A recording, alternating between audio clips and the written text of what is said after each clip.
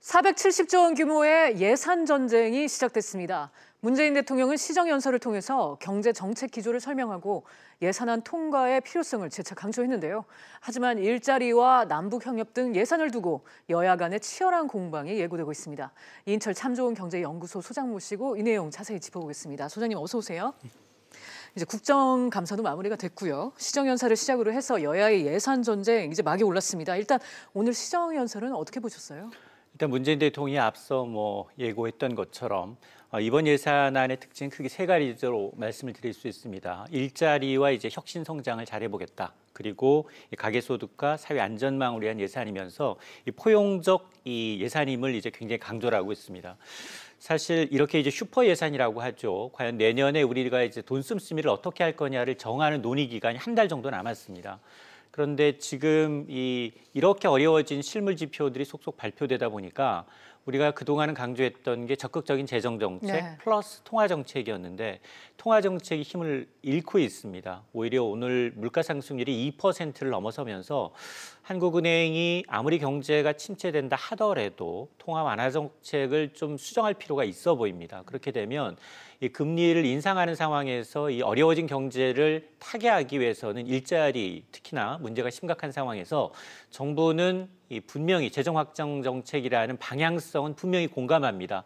그런데 최근 불거지고 있는 것들이 공공기관 세습 문제부터 시작을 해서 그리고 겨울 한시적으로 체험형 일자리를 만든다는 것, 돈으로 만든 일자리가 굉장히 부질없다라는 걸 이제 보여주고 있다라는 점에서 야권의 빌미를 제공하고 있다는 겁니다. 네. 그래서 아마 이 한 달 동안 이 예산 전쟁이 아마 또 다른 이 전국의 어떤 휘파람을 좀 불어넣을 것으로 보입니다. 네, 경제와 민생을 살리기 위한 재정 역할의 중요성 이렇게 정리를 할 수가 있을 것 같은데 핵심은 역시 23조 5천억 원 사상 최대로 배정된 일자리 예산입니다. 참사 수준의 고용 상황을 극복하기 위한 방침인데 과연 효과를 낼 수 있을지도 궁금합니다. 그렇습니다. 7월에 취업자 증가폭이 5천 명도 쇼크였습니다. 8월에는 3천 명, 지난달에 가까스로 4만 5천 명을 거의 그래도 10만 명 아래에서 밑돌고 있습니다. 정부는 그동안 이 기조가 연말 정도 가면 어느 정도 고용이 회복될 것이다라고 했는데 사실 물론 지표상으로 이렇게 공공체험형 한두 달짜리 단기 일자리를 늘리게 되면 아이올의 기준으로 해서 이 주당 1시간을 이제 수입을 목적으로 일을 했다 그러면 통계 지표는 개선될 수 있습니다. 그러나 체감 지표가 워낙에 안 좋습니다. 그래서 정부가 가장 공들인 예산이 뭐냐? 470조 원 가운데 우리 증가율 22%입니다. 올해 일자리 예산이 19조 2천억 원 정도 됐는데 내년에 22조 원을 더하겠다는 겁니다. 네. 23조 5천억 원으로 책정이 됐는데 아마 이 실효성이 문제겠죠. 그동안 사실 오늘 문 대통령도 이 일자리라는 게 국민 한 사람 한 사람의 인간다운 삶을 살기 위한 출발점이다. 그러면서 청년, 여성, 어르신들, 신중년, 장애인 등의 어떤 취약계층의 일자리를 만드는데 역점을 두었다라고 설명을 하고 있는데 매년 예산할 때마다 일자리 예산 최고였고요. 그럼에도 불구하고 일자리는 늘지 않았다는 겁니다. 추경까지 포함하게 되면 현 정부 출범 이후 54조 원이 투입이 됐습니다. 네, 그렇죠. 그럼에도 불구하고 지금 이 재정으로 만든 일자리 질이 좋지 않은 데다가 굉장히 한시적이다. 그리고 민간 기업 일자리가 늘어나야 되는데 오히려 후퇴하고 있다라는 점을 아마 이 야당이 이제 부각시킬 것으로 보여서 그동안 우리 경제가 왜 이렇게 일자리 예산을 쏟아붓고도 밑빠진 독에 물 붓는 것처럼 이제 이렇게 이제 허공으로 사라졌느냐라는 이유를 들어보게 되면 정부는 구조적인 문제를 예를 들고 있습니다. 인구 구조적인 문제 그리고 이제 이 사회 제조 구조적인 문제를 들고 있는데 그러나 이 일자리 예산 가운데 정말 이 구조적인 측면에 개혁할 만한 예산은 좀 보이지 않는다라는 측면에서 분명히 야당의 빌미를 제공할 것으로 보입니다. 네, 지금 소장님도 말씀하셨지만 일자리 예산이 일단 여야의 최대 격전지가 되겠고요. 또 한편으로는 1조 1천억 원 규모의 남북협력 기금도 주요 쟁점이 될 전망입니다. 여기도 이제 퍼주기식 논란에 지금 야당은 현미경 검증을 예고를 지금 한 상황입니다. 그렇죠? 사실 지금 미국과 우리나라와 이제 남북 경협에 대해서는 분명히 마찰음이 있습니다. 네. 이런 걸 이제 야당이 너무나 잘 알고 있기 때문에 1조 1천억 원대로 이제 책정이 되어 있는 이제 남북 협력 기금 역시 여야 논쟁이 뜨거운 분야입니다.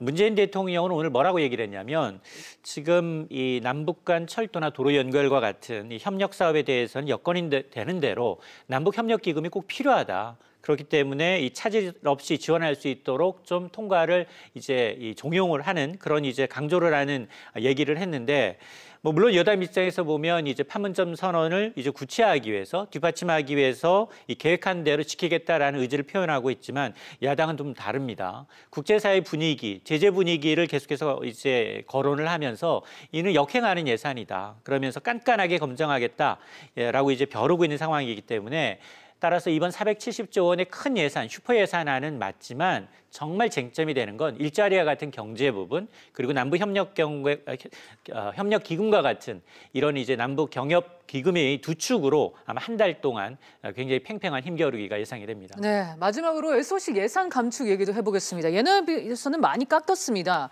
이 주요 경제 지표들이 많이 우울하다 보니까 조정의 필요성은 강조가 되고 있긴 한데 이 부분 어떨 것 같으세요? 맞습니다. 20년 만에 이제 SOC 예산은 지금 줄었습니다. 네.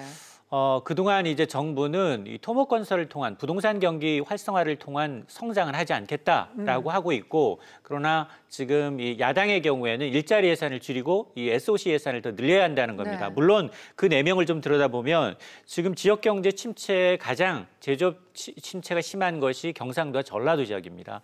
그러다 보니까 이 경기 침체가 심각한 지역의 이 지역 의원들의 경우는 굉장히 연말까지 쪽지 예산을 반영할 것으로 보입니다. 그럼에도 불구하고 이제 정부의 입장은 뭐냐? 이 SOC 예산을 전체적으로 줄이지만 생활 밀착형 도시 이 SOC 예산의 경우는 오히려 더 늘리겠다. 그동안에 했던 건축, 도로를 더 새로 깔고 집을 새로 짓고 대규모로 하는 게 아니라 이렇게 지금 도시를 재생한다든가 뭐 도시주택을 재생해서 아니면 이제 민간 임대를 더 많이 늘린다든가 이런 쪽의 예산은 더 늘리겠다라고 이제 맞서고 있기 때문에 아마 그러나 이제 정부도 지금까지 이제 일자리 예산을 투입하고도 실효성이 없다라는 부분에 어떤 아킬레스건이 있기 때문에 이 부분은 좀 타협점을 찾아서 아마 20년 만에 줄어든 SOC 예산이 일부 복귀가 되고 증액이 되면서 일자리 예산이 줄어들 개연성은 있는데 그러나 물론 이런 것들이 정치적인 어떤 목적에 의한 예산 계산이 아니라 셈법이 아니라 실질적으로 지역의 경기를 활성화시키는 예산으로 편성되도록 국민의 감시하는 눈초리는 분명히 필요한 상황입니다. 네.